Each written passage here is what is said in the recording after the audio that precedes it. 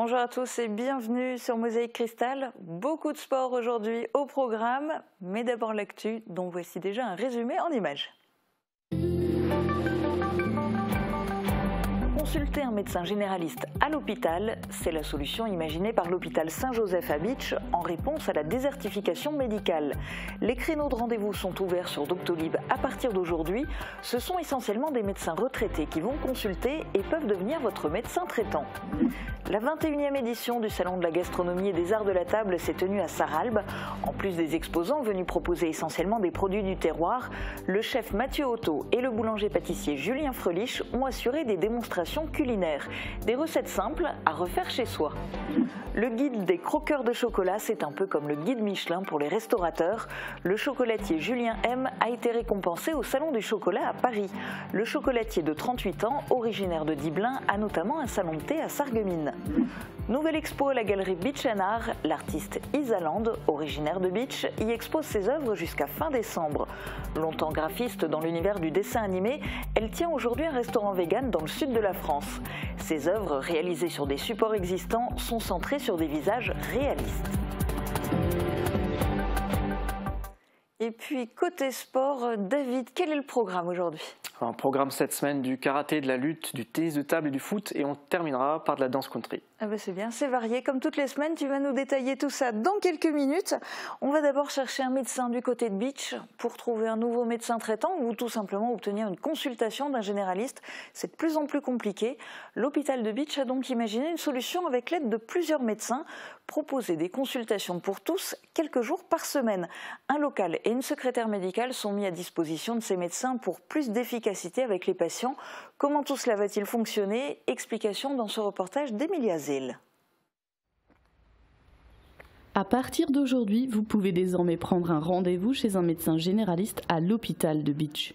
Ils sont 5 médecins, dont 4 fraîchement retraités, à participer à ce projet, ayant pour but de réduire le nombre de patients qui n'ont pas accès à un généraliste.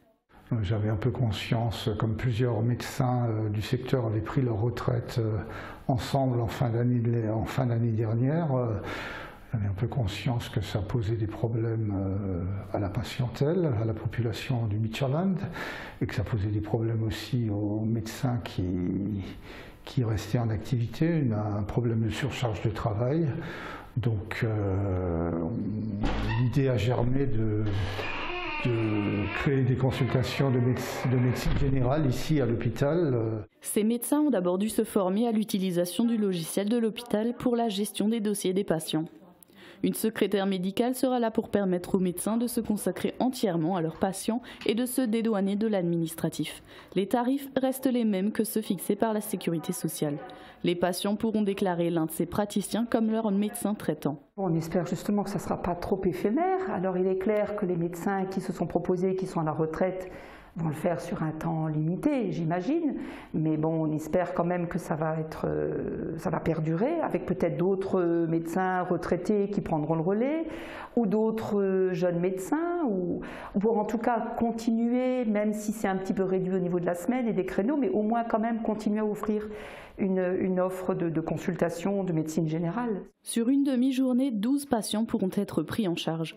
Pour prendre rendez-vous, il vous suffit de téléphoner ou de vous rendre sur Doctolib. Suite à la réalisation de ce reportage, Emilia Zell est partie à la rencontre des habitants du Bitcherland pour savoir ce qu'ils pensent de ce dispositif. C'est très positif parce que Bitche, ça crée actuellement une sorte de désert médical. Il n'y a plus réellement de médecins présents sur le territoire, sur la commune. Et pour les familles avec des enfants en bas âge, c'est très difficile. Il faut aller à Sarreguemines, à Agneau.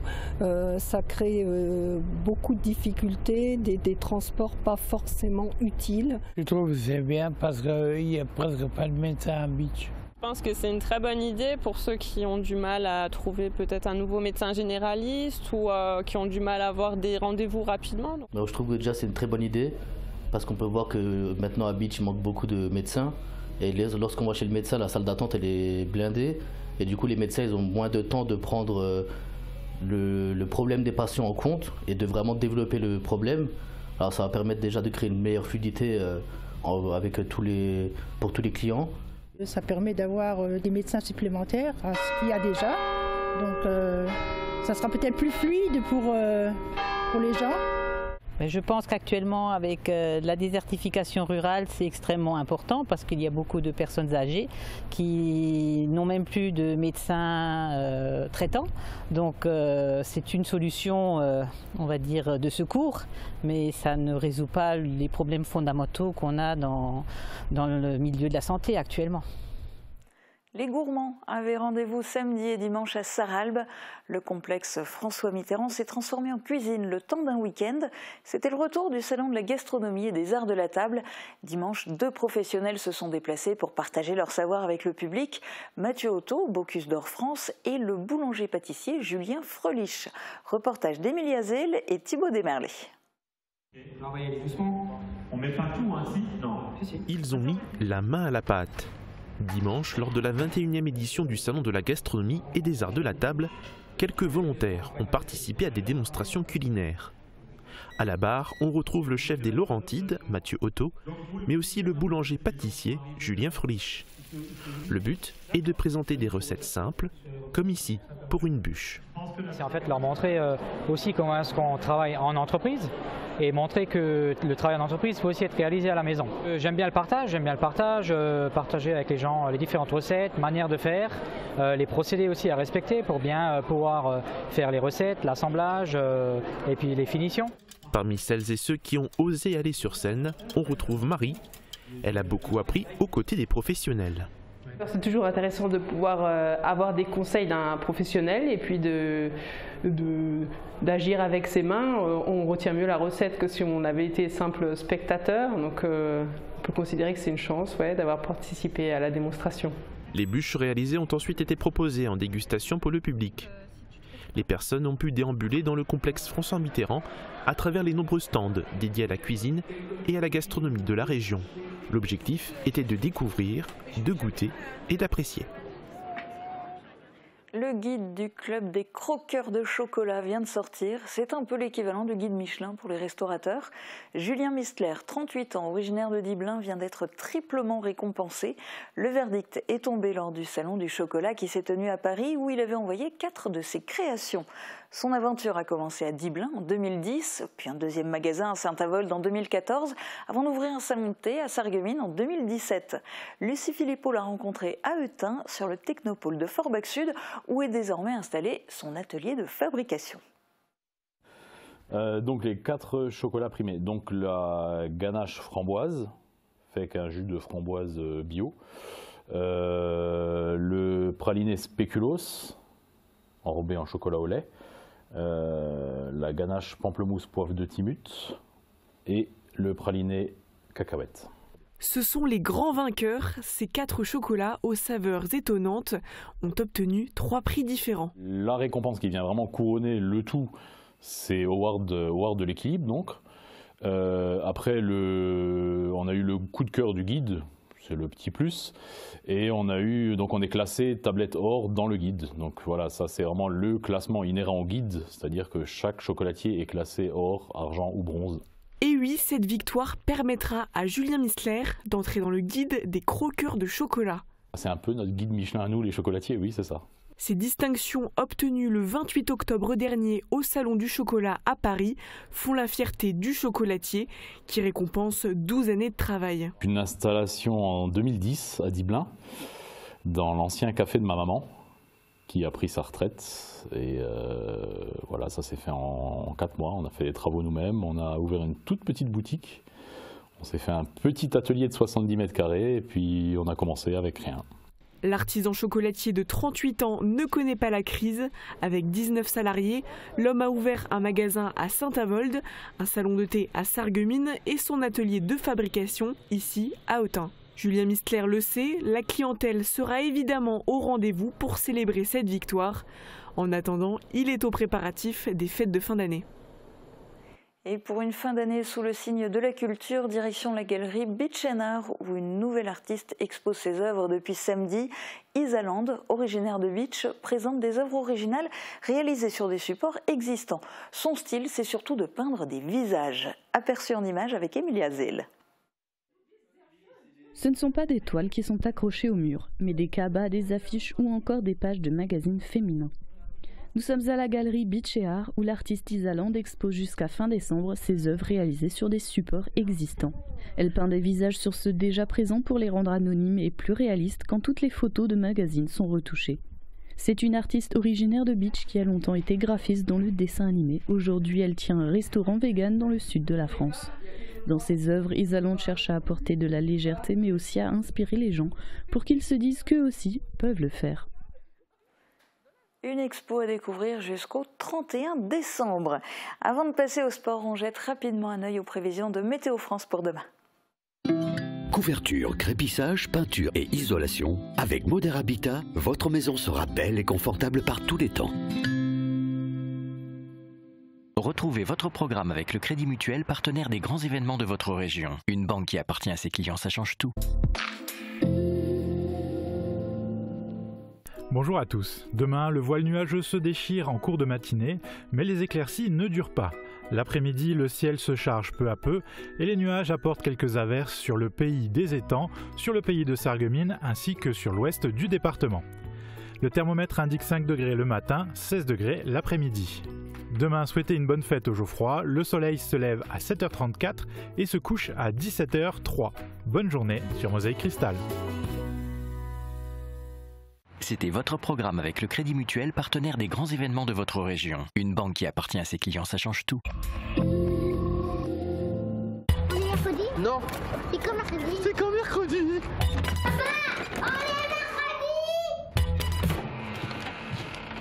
On est quel jour aujourd'hui? C'est mercredi. Avec les mercredis, la journée des enfants est aussi celle des parents. On arrive juste à Ambar de chez vous. Rendez-vous dans votre nouveau Burger King, 95 rue principale à Ambar. Burger King! Bon, c'est là? Ouais, il y a du boulot.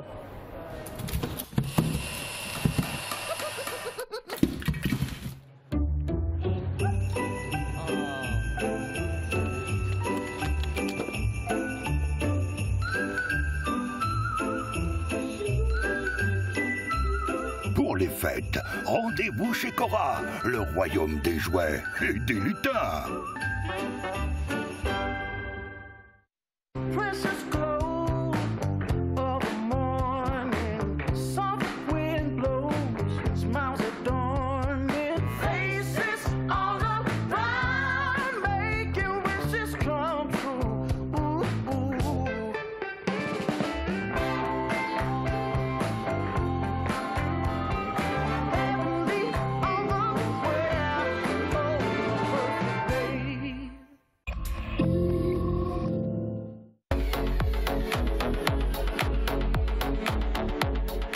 Le Cadre, c'est votre nouvelle émission culturelle sur Mosaïque Cristal. Vous avez rendez-vous tous les mardis pour découvrir de nouveaux talents. Mon invité cette semaine, c'est Anaëlle Kunz. Dans tes yeux bleus, je perçois ce petit jeu, être ensemble, m'est irrésistible.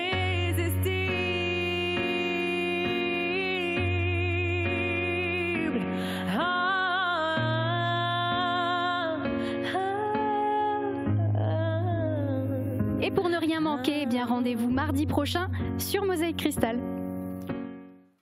Chaque lundi, c'est plus de sport sur Mosaïque Cristal et c'est avec David.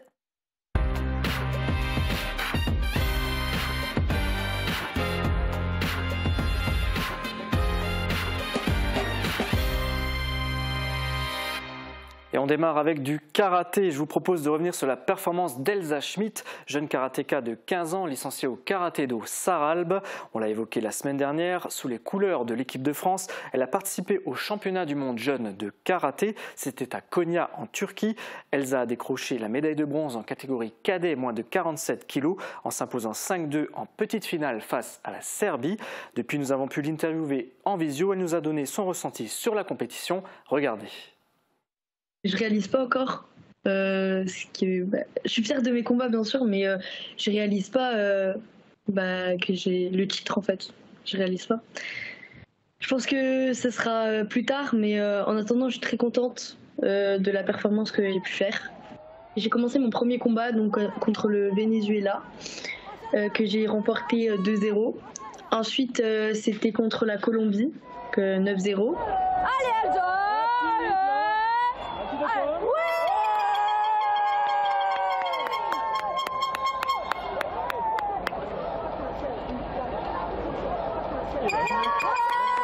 La Thaïlande 3-0, la Lettonie 3-0.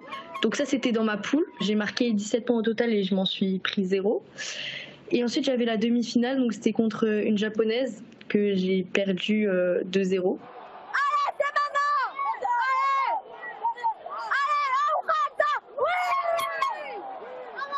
Je me suis retrouvée en petite finale pour la 3e place contre une Serbe et j'ai remporté 5-2.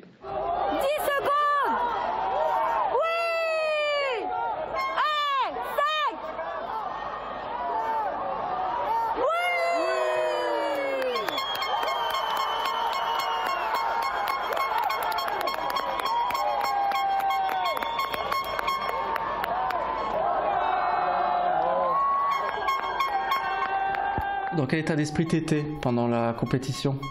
J'étais assez sereine. Franchement, j'avais pas de pression. Je me suis dit, je vais faire mon karaté. J'aimerais être libérée. Justement, c'était ça mon objectif principal. Faire mon karaté, faire ce que j'aime. Et peu importe le résultat, au final. Bien sûr que je voulais la médaille, mais c'était pas ça le plus important. Du coup, l'objectif prochain, c'est la sélection en équipe de France pour les championnats d'Europe et dans la catégorie au-dessus, du coup en junior. Et après, dans l'année, j'aurai différents championnats de France. Voilà, les championnats d'Europe, ce sera en février 2023, suivi des premiers championnats de France en mars. Sur les images, on a pu entendre les cris de soutien de ses proches. C'est d'ailleurs la sœur d'Elsa qui a filmé tous ces combats. Merci à elle pour les images. Comme tu as pu le voir, Julia, Elsa a 15 ans, mais est déjà très lucide sur ses objectifs sportifs. Et c'est vrai, elle est impressionnante aussi dans sa manière d'en parler. C'est très très chouette et on lui souhaite bien sûr le meilleur pour la suite. Alors on reste maintenant dans les sports de combat, mais on change de discipline. Oui, on passe à la lutte. Ce week-end, c'était la 2e journée des championnats de France par équipe. 2e journée et 2e victoire pour Sarreguemines qui jouait à l'extérieur à Saint-Thirier-la-Perche. Les lutteurs sarregueminois ont écrasé leur adversaire. Score final 10-2. C'est en lutte gréco-romaine que Sarreguemines a cédé 2 points en catégorie 62 et plus de 94 kilos. Cette victoire permet au club local de rester dans la course pour le titre de champion de France. Prochaine journée le 19 novembre, mais Sarreguemines est exempt. Le prochain match des Sarregueminois, ce sera le 3 décembre à l'extérieur contre l'actuel champion Sotteville-les-Rouen. Saint-Thierry-la-Perche a perdu 12-0 contre cette équipe. Ce sera sans aucun doute la rencontre la plus difficile du championnat. Et un match sans doute déterminant pour le titre du coup. Exactement, oui. Bon allez, après la course au titre, on parle de course au maintien. Oui, Julia, au tennis de table, c'était une belle soirée pour l'AS Sarreguemines samedi. L'équipe 1 a remporté sa 4e journée de championnat en R1. Une première victoire qui fait du bien aux joueurs qui stagnaient en bas du classement. Retour sur cette rencontre avec Marie-Morgane Pires. Le suspense était tenu jusqu'au bout. Alors qu'ils menaient la rencontre 7-6, les joueurs de l'AS Sarreguemines Tennis de Table ont dû attendre le résultat du dernier match pour connaître le dénouement, une victoire ou un match nul. Finalement, les pongistes sarregueminois ont réussi à obtenir ce 8e point. Ça s'est déroulé comme on l'entendait, très serré. On a eu la chance de très bien démarrer. Mathieu nous a fait une belle perf sur un joueur avec 2 classements de plus que lui. Donc début de match très bon de notre part. Après ça s'est un peu resserré et sur la fin c'était un peu tendu, mais on a quand même réussi à mettre ce dernier match qui nous permet de gagner 8-6. Je pense qu'on était un tout petit peu au-dessus d'eux, mais alors vraiment un tout petit peu.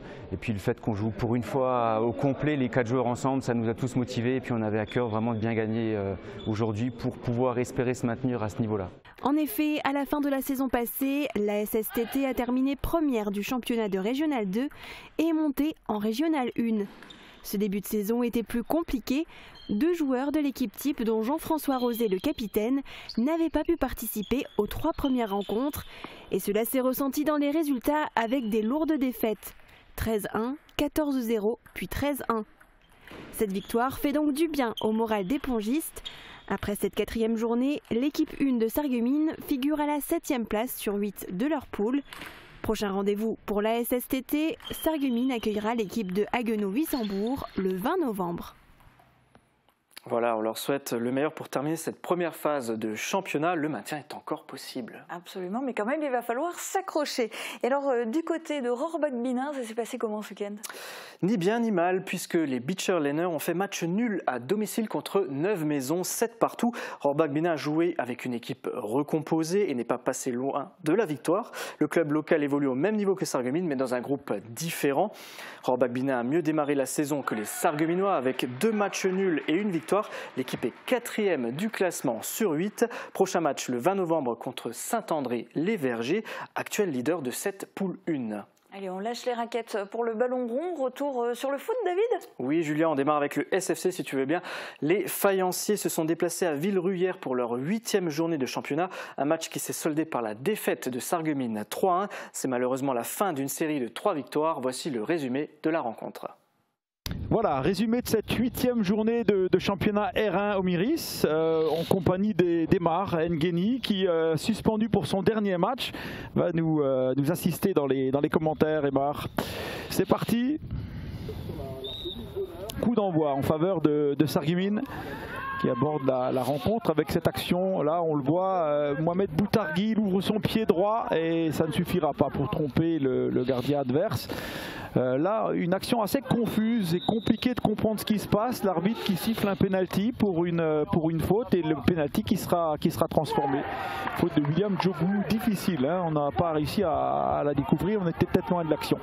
Là, une absence et ça, regardez, très bon contrôle, une frappe, là c'est indiscutable. Hein. Passe du numéro 7, Halil Dali, et réception de Lucas Rodriguez avec cette frappe, le contrôle frappe, c'est magnifique. Là, il n'y a absolument rien à redire. Sarreguemines n'était pas organisé, ça va se reproduire encore une fois, toujours sur ce flanc droit, malgré 3 changements effectués par l'entraîneur Jamel Ferjani. Et ben, c'est le numéro 9 qui vient créer le danger toujours sur ce côté droit, Abraham Glossoa qui va multiplier les exploits, ce garçon, dans cette rencontre et les bonnes choses. Là on a Mohamed Boutargui, il était un peu partout dans ce match sans réellement avoir de réussite. Là on voit un ballon détourné qui a bien failli tromper leur gardien.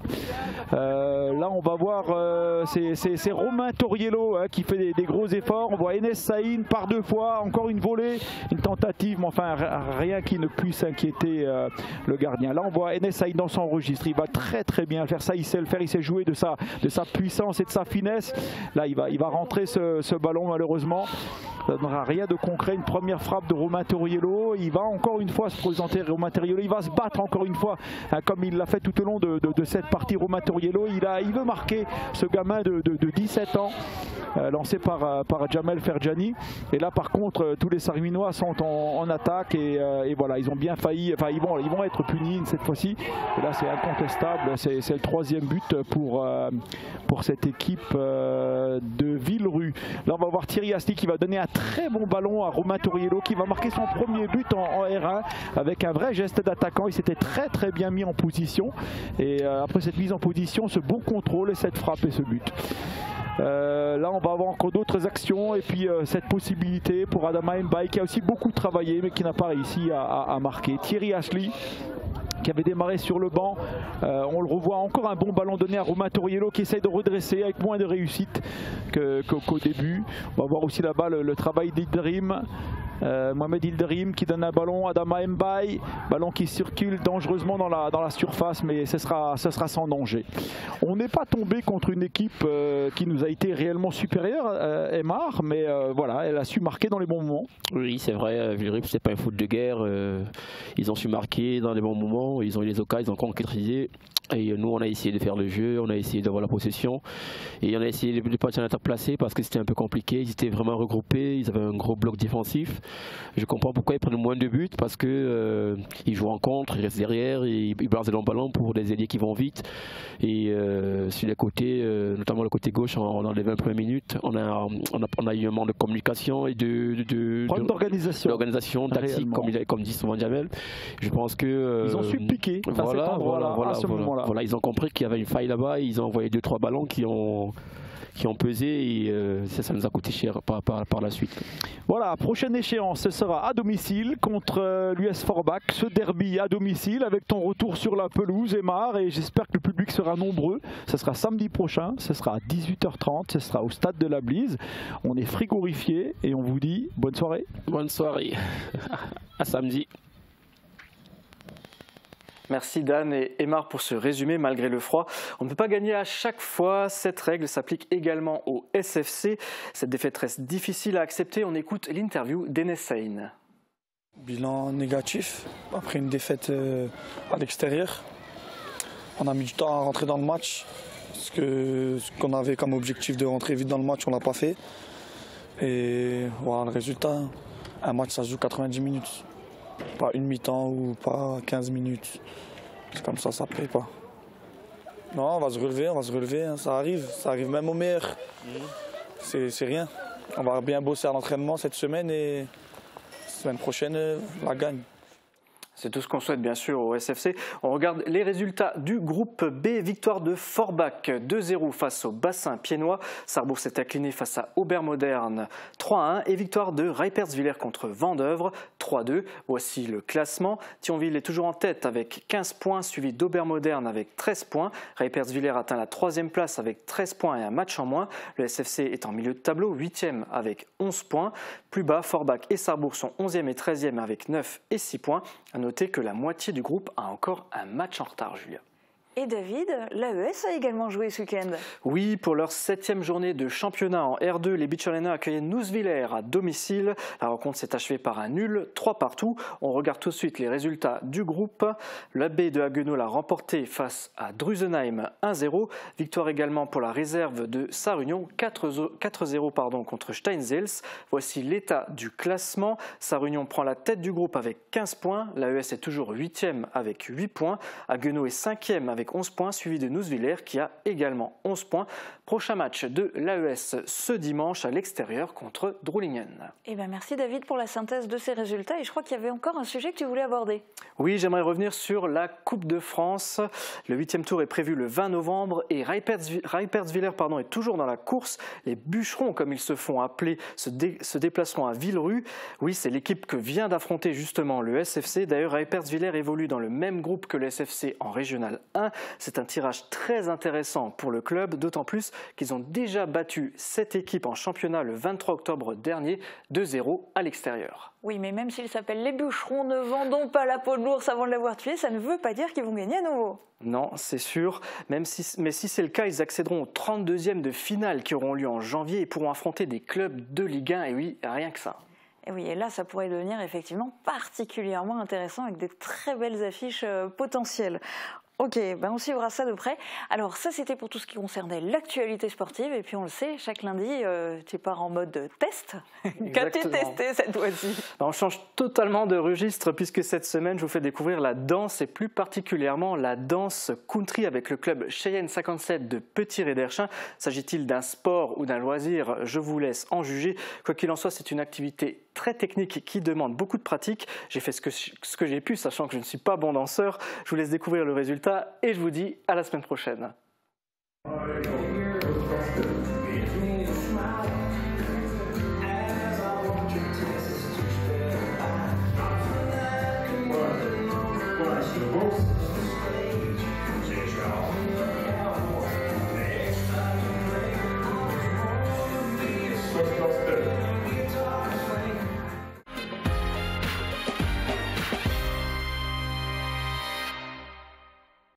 Et je suis avec Michel, le président des Cheyennes 57. Michel, est-ce que tu peux me présenter un petit peu le club, s'il te plaît? Bonsoir David, notre club des Cheyennes 57 existe depuis 2009. Et puis on est à peu près 35 membres. On a fait un peu des frais à cause du Covid. Et puis voilà, on se retrouve ici tous les mardis, tous les jeudis de 19h à 20h. Ici, c'est la salle socio-culturelle de Petit-Réderchin, ça? Petit-Réderchin, oui. Dis-moi, vous organisez chaque année un événement, non, qui est ouvert au public? Chaque année, en début d'année, on organise une soirée country. L'année prochaine, ça sera le 25 mars, avec l'orchestre Texas Sidestep, que tous les danseurs country connaissent. C'est un groupe professionnel de très haut niveau et on est très content de les avoir tous les ans. C'est un petit peu le rendez-vous annuel du club en fait. C'est le rendez-vous annuel, le plus grand événement de notre club. Oui. Alors dis-moi, là je porte un chapeau, des bottes, des Santiago, est-ce que ça fait partie de l'ADN de la danse country? Ça fait un peu l'ADN de la danse country, à savoir que les Santiago pour les cowboys, c'était les bottes du dimanche pour sortir. Par contre, en semaine, pour travailler, ils avaient toujours des bottes de travail comme un peu les bottes de motard. Voilà. Ok, écoute, c'est un peu ça. Je te remercie, je te propose qu'on passe maintenant à l'action, on y va? On va aller à l'action, comme tu veux. Je vais chercher Dominique. Ok, ça marche. C'est quart de tour. Step demi-tour, rocking chair. Ensuite, chasse et pied gauche. Dominique, donc toi, tu animes en fait le cours de country ici avec les Cheyennes. Est-ce que tu peux m'expliquer c'est quoi comme type de danse la country? Donc, type de danse, ça vient des États-Unis, notamment de Nashville qui a répondu. Donc c'est beaucoup de danse en ligne, mais aux États-Unis on danse beaucoup en couple. Donc une danse vraiment qui est populaire, c'est ça? Voilà, c'est une danse populaire qui a été des Irlandais, les Allemands, Écossais, même Français qui sont allés aux États-Unis et c'est devenu une danse populaire. Voilà. Par quoi on commence pour apprendre? Alors il y a des pas de base bien sûr, hein, donc c'est ça qu'il y a des coaster steps, des jazz box, etc. Donc au début, si on ne connaît pas les pas de base, bien sûr, si l'animateur il dit coaster step et la personne ne sait pas, c'est compliqué. Donc il faut tout étudier au début, pas par pas, et c'est ce qu'on va voir après. Tu me fais une démo justement? Voilà, on y va. Vas-y. Donc on va avancer, pied droit, pied gauche, et là on va avancer et revenir. Okay. Ensuite on recule, gauche, droite, et là on fait un coaster step. Voilà. En compte, ça fait 1, 2, 3 et 4, 5, 6, 7 et 8. C'est entre le 7 et 8 où j'ai un petit accrochage. Comment ça marche entre le 7 et 8? C'est-à-dire qu'on recule le gauche, on ramène le droit à la hauteur du gauche et on avance. Ok. Mais attention, il faut rester le poids du corps sur le pied droit. Hein, ça fait 1 et 2. Voilà, poids du corps est toujours... Parce que si tu es comme ça, pour repartir, ça va être compliqué. Ok. Voilà. Là, on vient de faire combien de pas? Donc là, on vient de faire alors, il faut savoir que la danse country, c'est toujours des pavés de 8 ans. Donc là, on vient de faire que 8 ans. Et c'est une danse que je vous ai présentée tout à l'heure. C'est une 24 ans. Donc 3 fois 8. Ok, ça peut monter jusqu'à combien? Jusqu'à 120. Bon, 120, c'est pas mal. On démarre. Attention.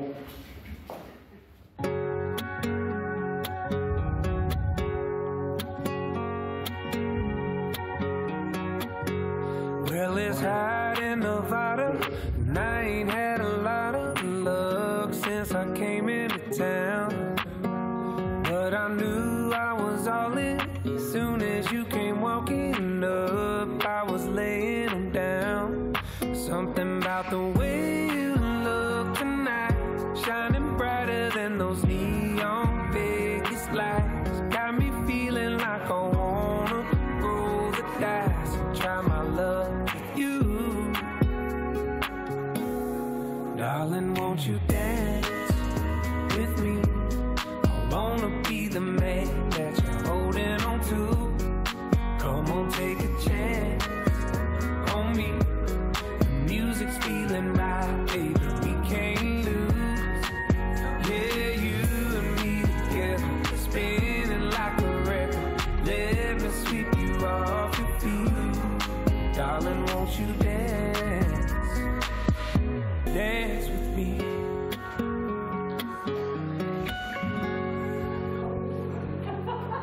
Alors c'est très difficile, déjà j'ai un problème de coordination, mais en plus comme l'a dit Dominique, il y a énormément de pas à retenir. Je vais faire ce que je peux ce soir.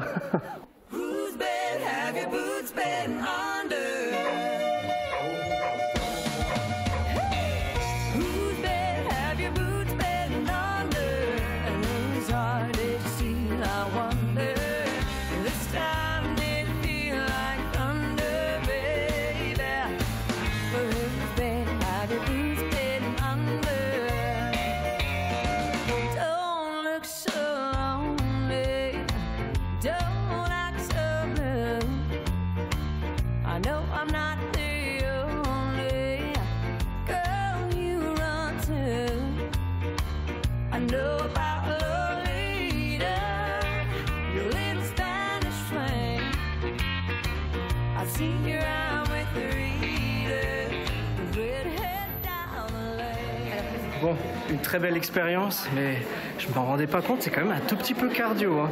Je sens un petit peu que mon souffle travaille là. Ils sont assez nombreux ce soir. Il y a un membre en particulier qui m'intéresse, c'est Jean, c'est un des doyens du club. On va le rencontrer, venez. Et voici Jean, un des doyens du club. Jean, est-ce que tu peux me raconter un petit peu quand est-ce que tu as démarré la danse country? Comment tu es tombé là-dedans? Eh bien, j'ai commencé quand le club a démarré, en 2009-2010. Et ce qui m'a attiré, c'est le côté convivial de cette activité, puisque on se rencontre, on ne se prend pas la tête, on vient comme on est, et c'est réservé à tout le monde de 7 à 77 ans, comme on dirait pour Tintin. Hein. Bah écoute, j'ai constaté que ça peut quand même être un petit peu cardio, il faut être un petit peu en forme non, pour faire ça, donc même les jeunes peuvent faire de la danse country. Les jeunes et les moins jeunes évidemment, hein, puisque je trouve que c'est une activité qui est très enrichissante. On dirait convivialité, comme j'ai dit, puisqu'on se rencontre, on ne se prend pas la tête, et puis diversité, puisque à chaque musique il y a une chorégraphie différente. Donc ça fait marcher les jambes et la tête. Et voilà une très belle expérience de danse country ce soir avec les Cheyennes 57, un club où règne plaisir et convivialité. Si vous voulez vous initier, c'est le jeudi soir à Petit-Réderchin. Et à présent, je laisse la place aux Cheyennes et je vous dis à la semaine prochaine.